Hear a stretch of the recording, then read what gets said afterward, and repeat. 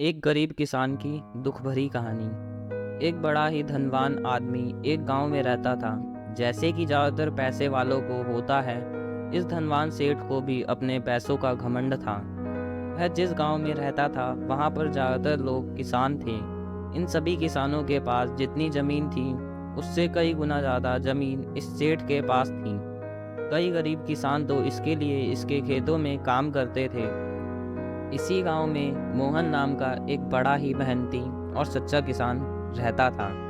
मोहन का परिवार थोड़ा बड़ा था। उसके परिवार में उसके बूढ़े माँ बाप, पत्नी और 3 बच्चे थे जो अभी काफ़ी छोटे थे। मोहन के पास ज़्यादा ज़मीन नहीं थी, लेकिन जितनी भी थी उसमें वह बड़ी मेहनत करता और अपने परिवार का पेट पालने लायक अनाज उगा लेता था। बाकी के किसान भी यह देखकर हैरान रह जाते थे कि कोई कैसे इतनी सी जमीन में इतनी ज़्यादा फसल उगा सकता है। एक वर्ष उस गांव में काफ़ी ज़्यादा बारिश हुई, जिसके चलते कई किसानों की फसलें बर्बाद हो गई, जिनमें से एक मोहन भी था। अब मोहन धर्म संकट में पड़ गया, क्योंकि उसके परिवार में उसके अलावा कोई और कमाने वाला था नहीं और अपने परिवार को भूखा मरते हुए वो देख नहीं सकता था। वह जानता था कि इस गांव में अगर कोई उसकी मदद कर सकता है तो वह वही घमंडी सेठ है, जिसने गांव के कई अन्य गरीब किसानों को या तो कर्जा दिया है या तो अपने यहाँ काम पर रखा हुआ है। हाथ पर हाथ धरे बैठे रहने के बजाय उसने इस सेठ के पास जाने का फैसला किया और एक दिन उनके पास पहुंच गया। सेठ के पास पहुंचकर मोहन बोला, सेठ जी, आपकी बहुत मेहरबानी होगी अगर आप मुझे थोड़ा सा कर्जा दे दें, जिसमें मैं अपने खेतों में फिर से कोई फसल उगा सकूं, या फिर आप मुझे अपने यहाँ नौकरी दे दें ताकि मेरे परिवार को 2 वक्त का खाना मिल सके।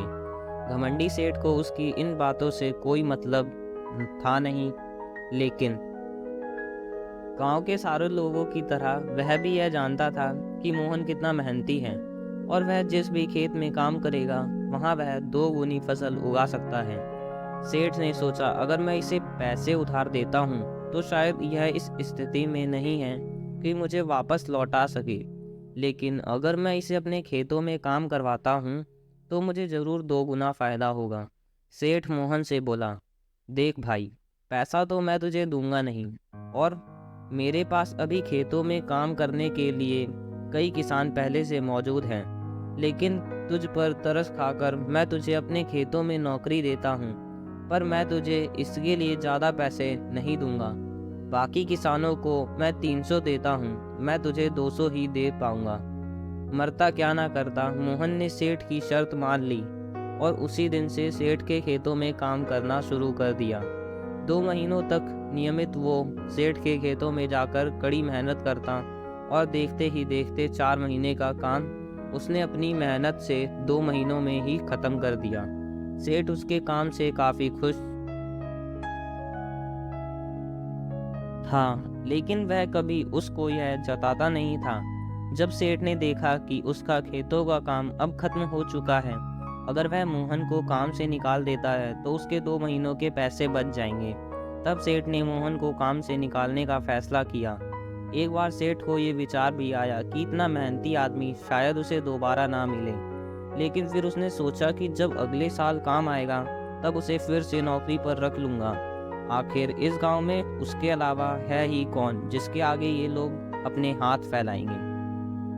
एक दिन सेठ ने मोहन को अपने पास बुलाकर उसको उस दिन का पैसा दिया और साथ में यह भी कहा कि कल से तुमको काम पर आने की ज़रूरत नहीं है। अब मेरे पास तुम्हारे लिए कोई काम नहीं बचा है। जब मेरे पास काम आएगा तो मैं तुम्हें बुला लूँगा।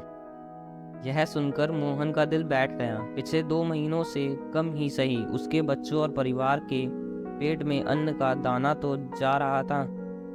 अब वह क्या करेगा, यही सोचकर उसकी आंखों में आंसू निकल आए। मोहन ने सेठ के पैर पकड़ लिए और गिड़गिड़ाने लगा, सेठ जी, मुझे इस काम की बहुत ज़रूरत है, मुझे मत निकालिए।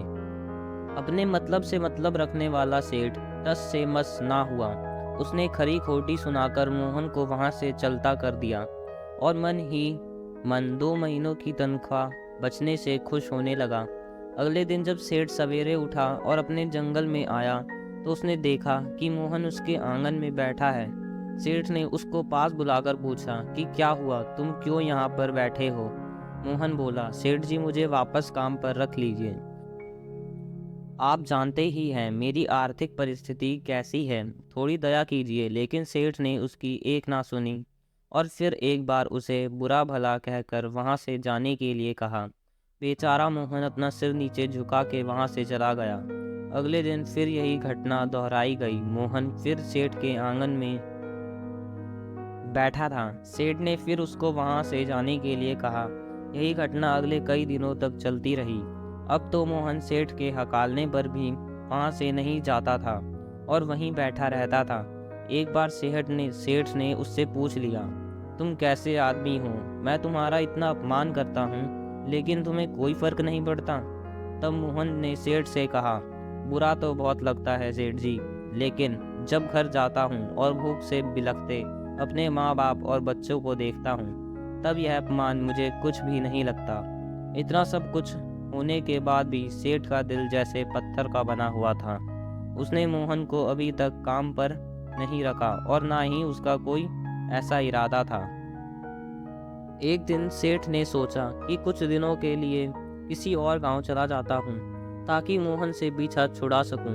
अगले दिन मोहन के आने से पहले ही सेठ अपने परिवार को लेकर अपने किसी संबंधी के यहाँ चला गया और वहाँ पर 10 दिनों तक रहने के बाद फिर अपने गांव अपने घर वापस लौटा।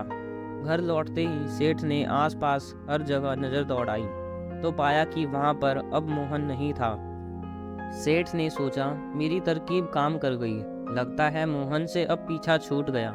हालांकि अब सेठ के द्वार पर मोहन नहीं बैठा था, लेकिन मोहन का विचार अभी भी सेठ के मन में घर कर बैठा था। सेठ सोच रहा था, मोहन इतनी जल्दी हार मानने वाला आदमी तो नहीं दिखता है। उसके साथ क्या हुआ होगा? क्या उसे कहीं कोई और काम मिल गया या फिर और कुछ? इन विचारों ने सेठ को बेचैन कर दिया और आखिरकार सेठ को मोहन की खबर लेने के लिए गांव में जाना पड़ा। सेठ को मोहन का पता नहीं मालूम था, इसलिए अड़ोस पड़ोस के अन्य किसानों से पूछने पर पता चला कि मोहन घायल हो चुका है और अपने घर पर आराम कर रहा है। सेठ ने जब उसके घायल होने का कारण लोगों से पूछा तो सेठ को पता चला कि जब सेठ अपना घर छोड़कर किसी और गांव में गया था, तब बंद घर देखकर कुछ चोर उसके यहाँ चोरी करने आए थे, जिनको रोकने की कोशिश करते हुए हाथापाई में मोहन चोटिल हो गया था। यह सब जानने के बाद सेठ का पत्थर का दिल अब मोम की तरह पिघल गया। सेठ को अपने किए पर पछतावा होने लगा। सेठ ने अपने आप को याद दिलाया कि कैसे उसने एक शरीफ और सच्चे आदमी को ज़्यादा काम करवाकर भी उसको पूरा पैसा नहीं दिया और जिसको गले से लगाना चाहिए था उसे ठोकर मारकर भगाता रहा। सेठ मोहन का घर का पता पूछकर उसके घर पहुंचा तो देखा कि मोहन की घर की हालत बहुत खराब है। उसका परिवार भूख से बेहाल है और वह खुद अपने हाथ पैर पर चोट के साथ एक खाट में पड़ा हुआ है। यह दृश्य देखकर सेठ की आंखों से आंसू बह निकले। सेठ ने मोहन के पास जाकर उससे सच्चे दिल से माफ़ी मांगी, उसको उसकी मेहनत के पैसे दिए, उसका इलाज करवाया और उसको हमेशा के लिए अपने यहाँ काम पर रख लिया। दोस्तों, इस खूबसूरत कहानी से हमें कई बातें सीखने के लिए मिलती हैं, जैसे कि अगर भगवान ने हमें दूसरों से बेहतर ज़िंदगी दी है तो हमें उसका फ़ायदा नहीं उठाना चाहिए और हो सके तो ज़रूरतमंदों की ज़िंदगी में भी सुधार करने की कोशिश करनी चाहिए। दूसरी सीख, कठिन से कठिन समय में ईमानदारी और सच्चाई का साथ कभी नहीं छोड़ना चाहिए। हाँ, यह मार्ग बड़ा कठिन है, लेकिन इसकी मंजिल तक आदमी ज़रूर पहुंचता है और उसका फल भी अच्छा ही मिलता है। तीसरी सीख, जब तक हम अपने बारे में सोचना बंद नहीं करते, तब तक हम दूसरे के बारे में सोच नहीं सकते और उसका दर्द भी नहीं समझ सकते। किसी ने खूब कहा है, खुद के लिए जिया तो क्या जिया, दूसरों के लिए जीना ही जिंदगी है। किसी ने खूब कहा है, खुद के लिए जिया तो क्या जिया, दूसरों के लिए जीना ही जिंदगी है। तो हमारी कहानी यहाँ पर होती है ख़त्म। हमारी ऐसी ही और कहानी सुनने के लिए हमारे चैनल को सब्सक्राइब करें। धन्यवाद।